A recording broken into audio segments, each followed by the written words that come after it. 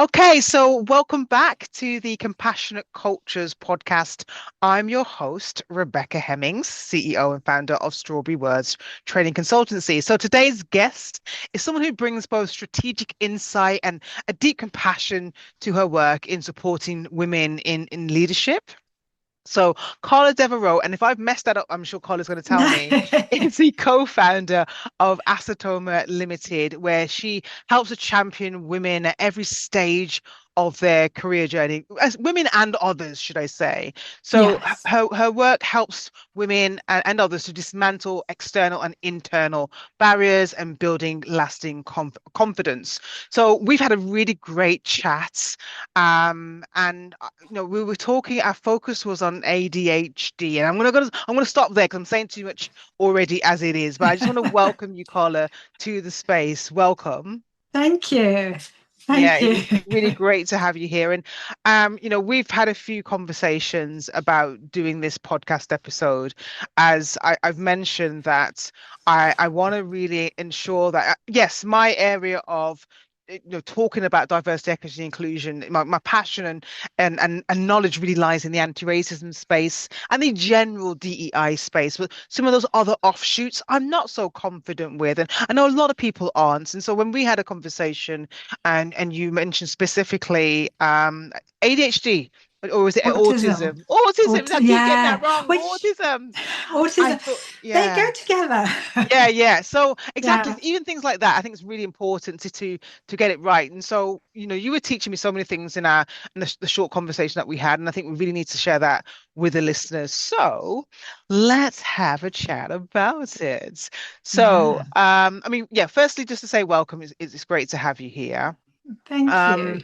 so I think it'd be really useful if maybe you could tell the listeners a bit about who you are and the work that you do over and above what I've just said.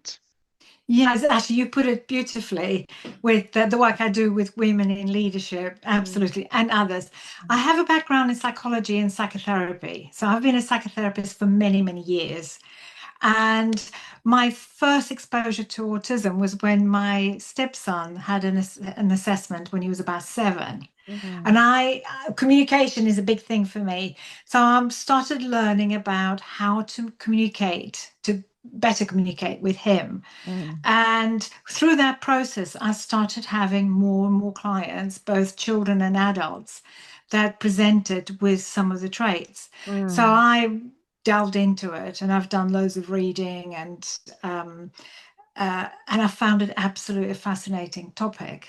Mm. And as I've gone the transition from the therapist to the organizations, working with individual organizations, I Mm. realized that actually there's a bit of um, it's a bit clunky sometimes in organizations how people on the autism spectrum Yeah. are treated, how Yeah. they are seen, how all of that. Yeah. So it's um it's a passion topic for me.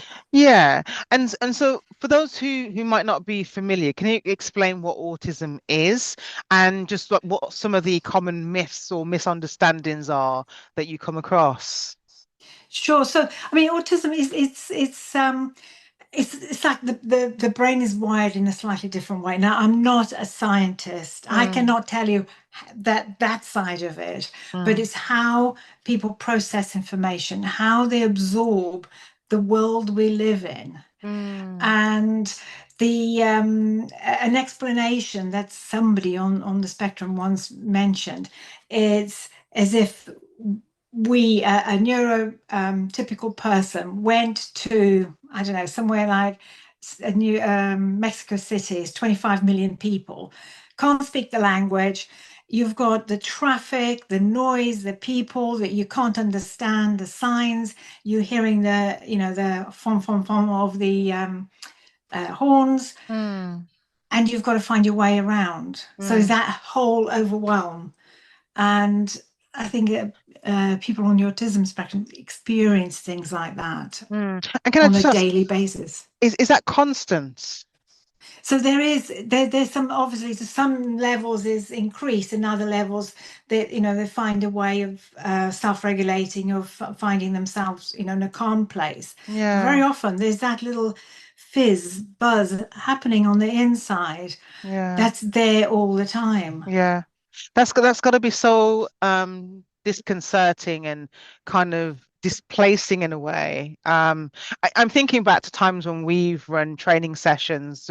Sometimes we like to play music just to kind of bring people in, but at times, usually it's fine, but at times we've played the music and maybe outside's noisy or the conversation's really Yeah, loud, and someone's quietly come and said to me, I'm on the spectrum, or I'm neurodiverse. Would you mind just turning that music off or down? And yeah. so, of course, I've adhered to that.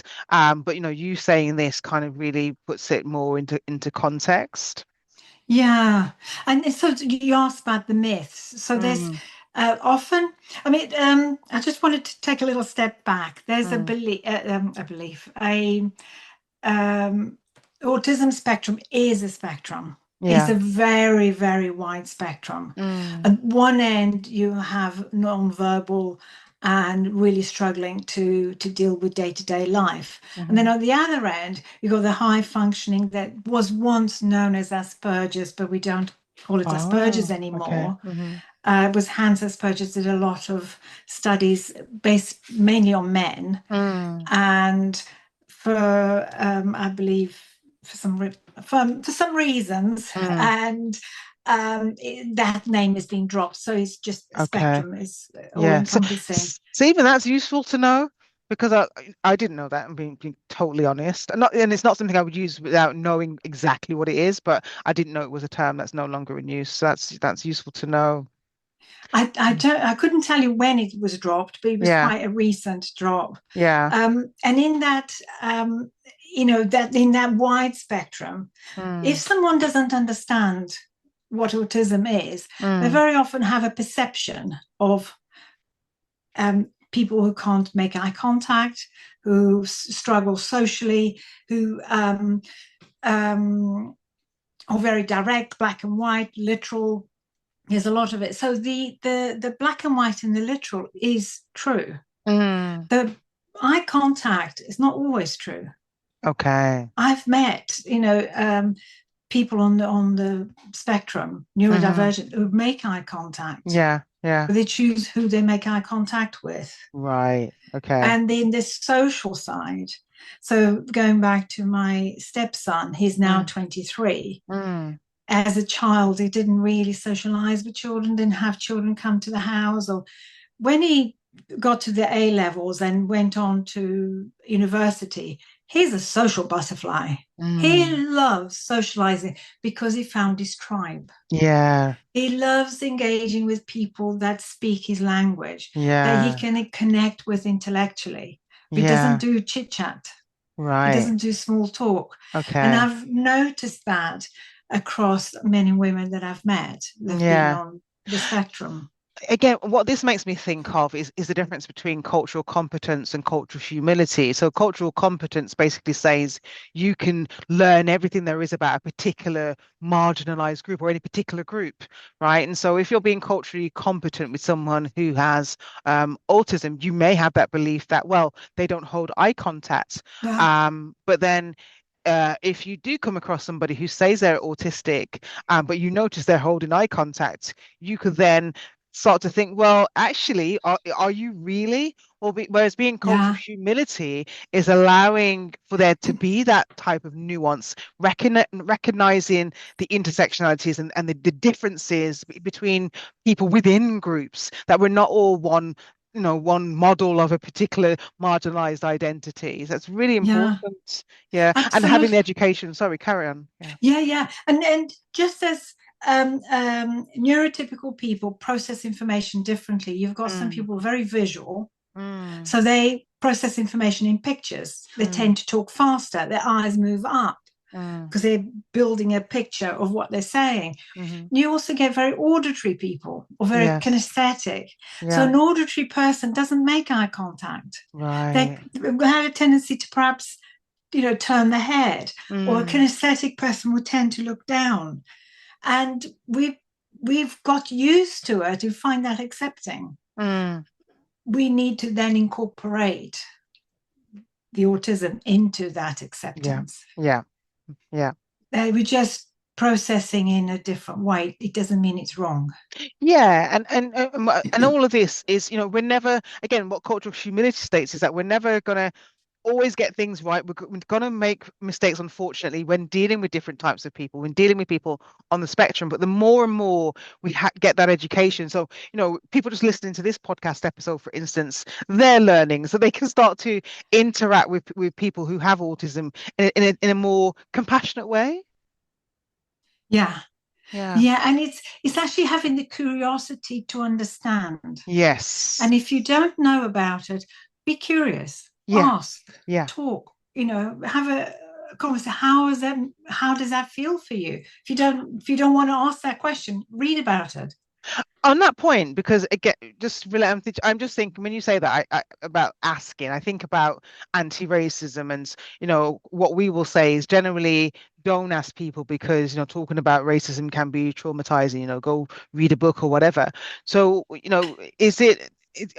I'm assuming the whole asking thing is based on maybe relationships, maybe if you're in a close enough relationship, or do you think most people who are on the autism spectrum will be okay with people asking questions? So it depends on the context. Yeah. So if you take a workplace scenario where there's a member of a team that you suspect that might be on the spectrum, have a conversation, but asking how you're getting on. How was that meeting for you? How did you feel about what you said? How was that? What are the challenges? And this is normal conversation for any member of the team. But what you're doing, you're just asking them, how does that feel? You don't say, I suspect you might be autistic. What does that mean for you? It's more, what does that, how does that sense, what's their sense of being there in that team, in the meeting, in the organization? Yeah, it's just taking that extra step to be mindful of a person's needs and experiences and just checking in with them. And that makes sense for anybody. Like you say, you could ask that to anyone, but yeah, absolutely. It gives them that space to say and to vocalize their needs if they want to. Yeah. So we've been speaking about some of the signs, particularly because when we spoke, you mentioned that autism can look different in adults and also look different in women. So what might some of those signs be, especially in a workplace context? So women are very good at masking and are very good at trying to fit in because they've got this constant feeling of being flawed, of not fitting in, being different.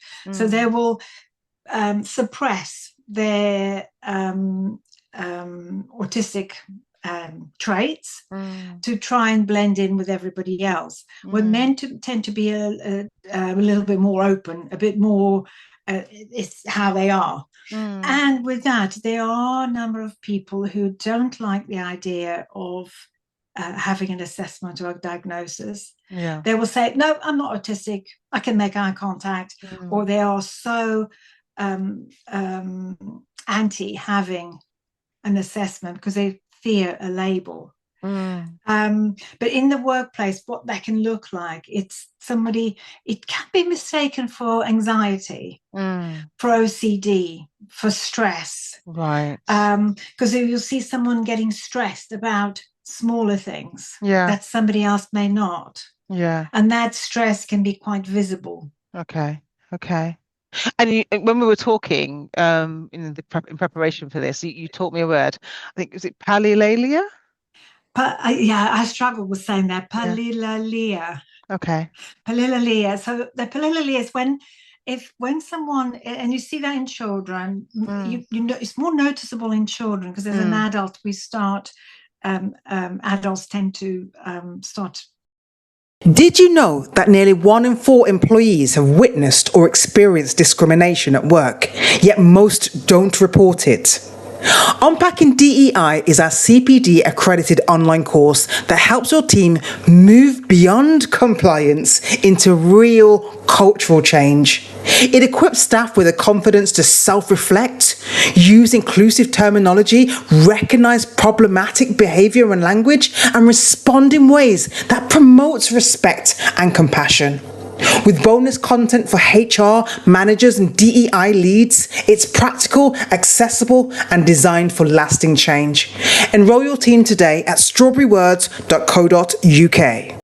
Building strategies to mask it is when the stress is there, or the doubt is when they say a sentence is repeated more quietly to themselves. Right. And sometimes in a child, you might be able to hear the repeat. Yeah. In an adult, it might be a silent repeat, but you see the lips moving. And that is a reassurance.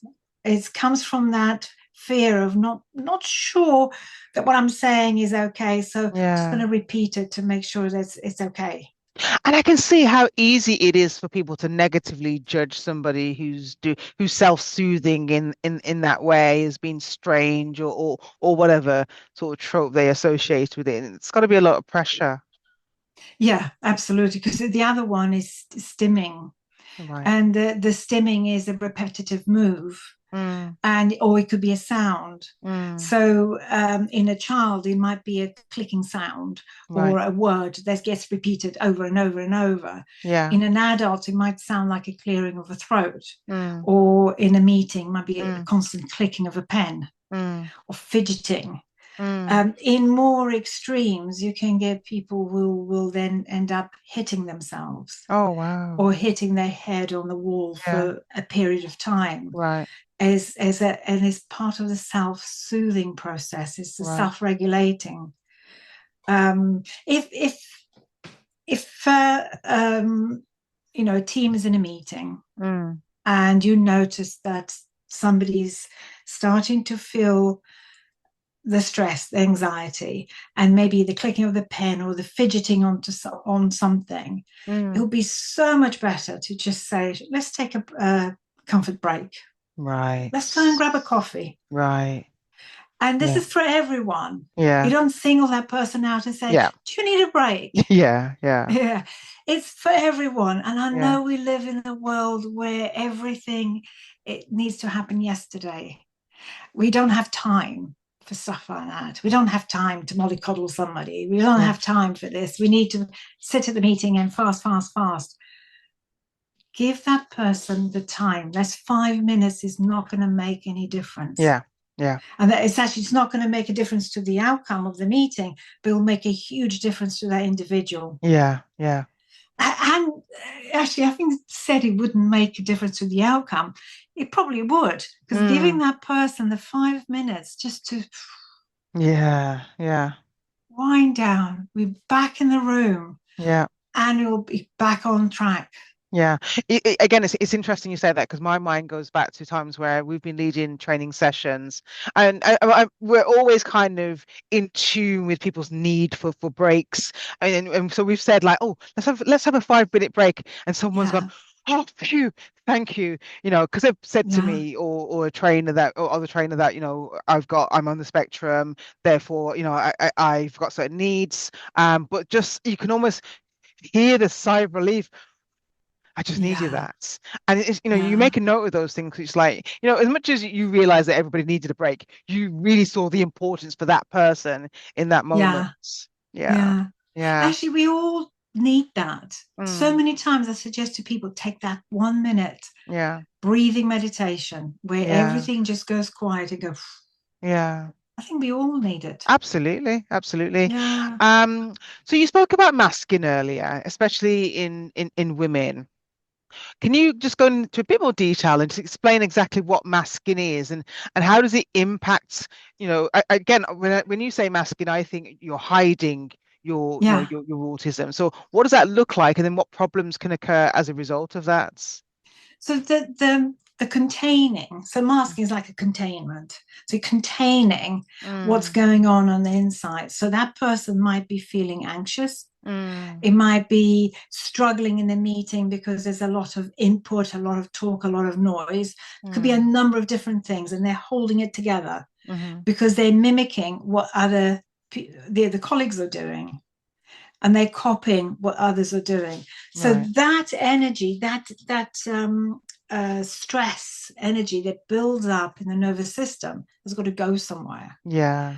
So very often is when they get home, they just go and get into bed with the curtains closed, or they need to find that space of that what I call a nothing space, where it's just calm and quiet. Whereas that person is in a relationship, then causes problems in the relationship because they walk through the door and go straight to bed. Yeah. And somebody I worked with used to arrive home, and it was actually a male, would sit in the car for half an hour.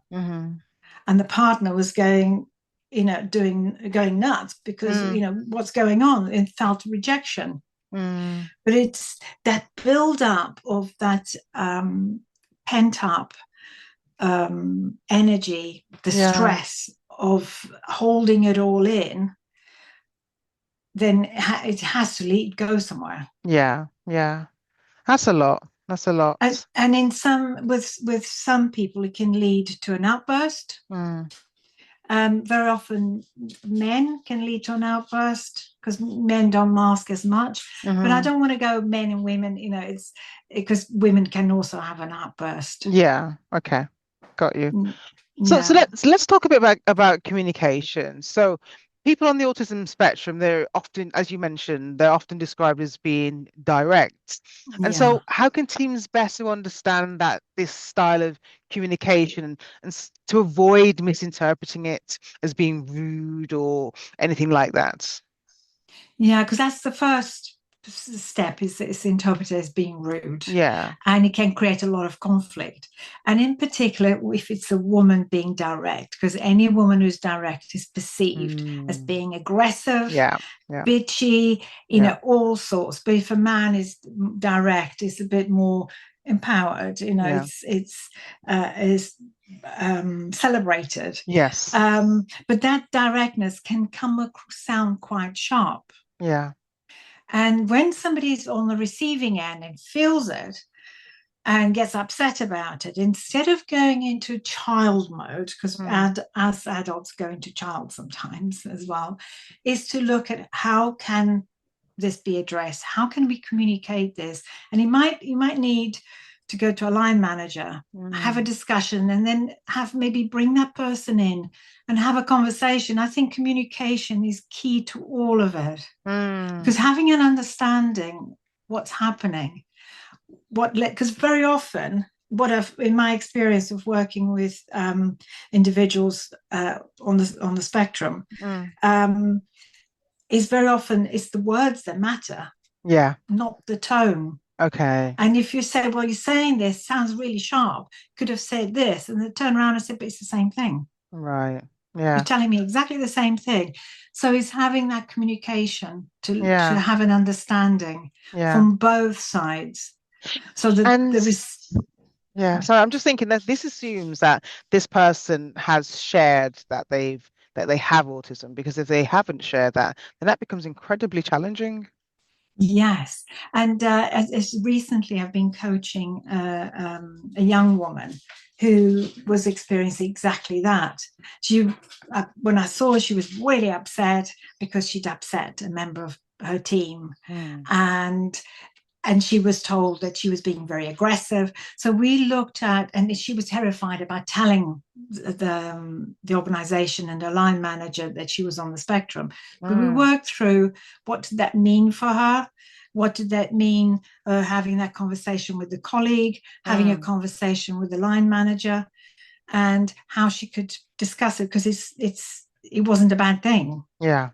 Because she brings so much to the table. She's got so much knowledge in the field that she's in.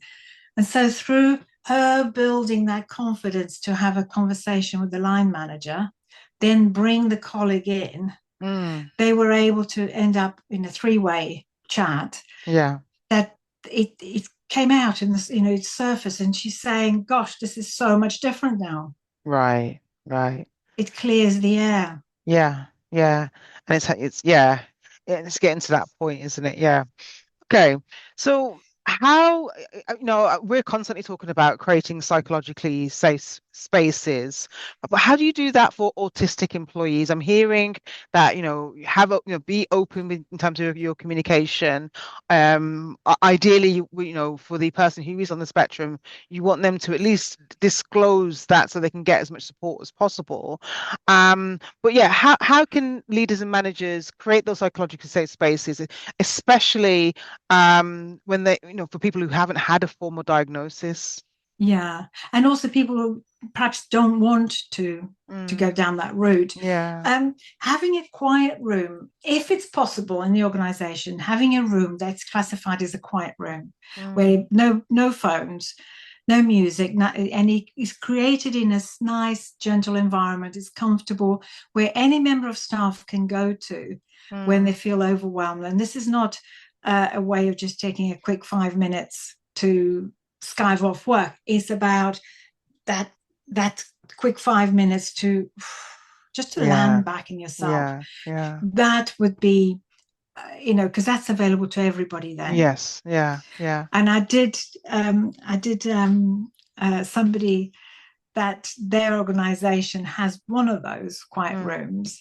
They were in there once when somebody just barged in on the phone because they thought this was like a phone booth. They could just go and have a phone chat away from the colleagues. Yeah. And that needs to be clear. That is not. That's and things like having clarity in communication to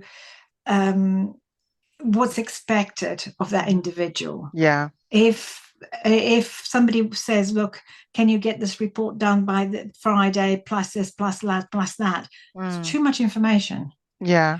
They can give that verbally and follow it up with an email, in bullet points, so that there's clarity there, that the individual knows what the expectation is. Yeah, I think what I'm hearing, because they're not going to do that. Leaders and managers generally aren't going to do that for every member of staff. So I'm thinking about in the case where they don't know somebody is on the spectrum. I suppose this is where you're going to learn by kind of being sensitive to how people are reacting. So if there is a suspicion that somebody might be on the spectrum, then this is a route they could take. Yeah, and because if there's a suspicion, you can also have the conversation of what would work for you. When we share information and when certain things are needed, whether it's a report or whatever the task is, what would work for you? Yeah.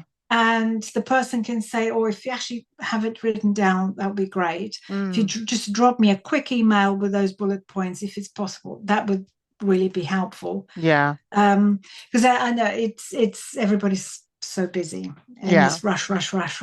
Yeah. Things that are key points for struggle is change. So if there's a quick change in direction, a quick change in, are we having a meeting here, but no, it's not going to be there, it's going to be there on that side. Yeah. Things that a lot of people struggle these days is the hot desking. Yeah. That is a big struggle for neurodiverse people. Is that because there's no, go ahead, sorry. Yeah, they turn up and you just pick up whatever desk is free. Yeah. Whereas they would benefit from having a desk specifically for that, a space that's theirs, that they know they turn up and it's there for them. Yeah. And they that can sense have of normality.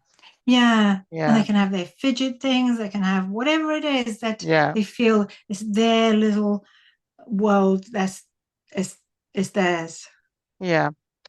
Okay. So sometimes there's fear or hesitation around seeking an autism diagnosis, which you mentioned, particularly in adulthood. What would you say to someone who is curious but they're unsure about exploring that? Yeah, so something to remember, if an adult wants to have a diagnosis, an assessment, through the NHS takes about 5 years at the moment. Oh, wow. It's a long process. And then at the end of it, they'll say yes or no. Yeah. And that's it. It's not an illness. Yeah. So what I usually say is, if you suspect, read about it. There's a brilliant questionnaire online that I usually recommend. It was devised by Simon Baron-Cohen, who is a professor of psychology at Cambridge University. And I recommend, because he's that particular one, because of who he is, he's studied for over 35 years. Autism. But there's books, there's a lot online, and just explore it, read about it, see if do you identify with any of it, because sometimes it's having that feeling of I relate to that, and then you feel you're not flawed, you're not alone, you're not this is okay, so what is it? And you start doing a bit of self-exploration of what is it you need from a partner, from work, a colleague, from a friend, that is going to make life easier. So that questionnaire you refer to, I'll make sure that there's a link to that in the show notes if people want to do that diagnosis, or the kind of assessment, should I say, then then they can.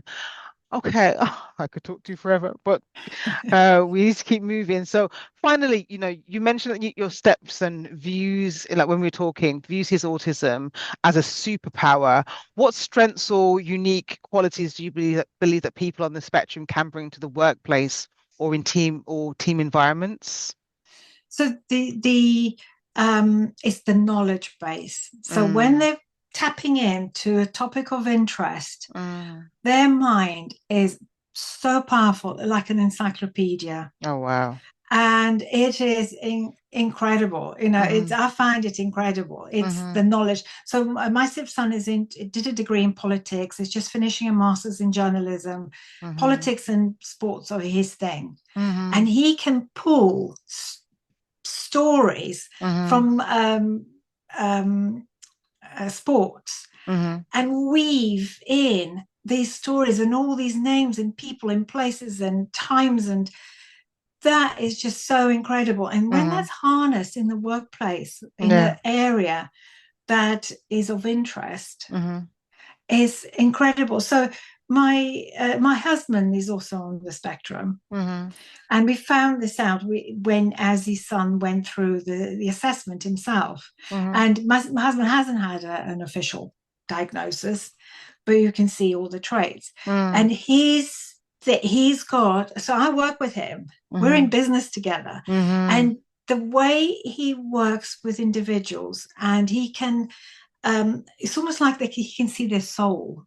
And how he can bring in ask the right questions, that the person opens up, and all of a sudden a piece of change happens. And I've asked him time again, how does he do it? Because I want some of that. And he says, I don't know. He's just in the moment, he does it. So a lot of people on the spectrum also go into IT and coding, and so there is quite a variety. It could be engineering, there's all sorts of professions. What I believe is, whatever any of us want to do in life, if you've got that passion, go for it and grab it. I think that's a really lovely message to leave people with. I think both for the people who are on the spectrum, in that there are these, there's a way of viewing this gift that you have as a gift, as opposed to what society might assume it might be, but also for workplaces to really tap into that, because it could be an untapped resource, providing everything's spoken about and people are happy to speak about their diagnosis. So it's like with many different types of people, often we miss the jewel for all the words that are invisibly over their heads. We need to see that person and what the value they bring. Thank you. Thank you for the general education also. If people want to learn more about what you do, and how do they find you? So with the acetoma.org is my website. I'm also on LinkedIn. And how say the name of your organization again? Acetoma. And how are you spelling it? ASATOMA. undiagnosed.org. It's a Sanskrit word that means taking you from where you are to where you want to be. Ooh, love it. Love it. Yeah, really nice. And I'm on LinkedIn as well. Amazing. And we'll make sure, again, within the show notes, if people want to get in touch with you, we'll put those links in there. But thank you so much for your insights. Well, thank you for inviting me to come along to your podcast. You're very welcome. And I'm sure many people will benefit as a result of this conversation today. So thank you. That's lovely. Thank you.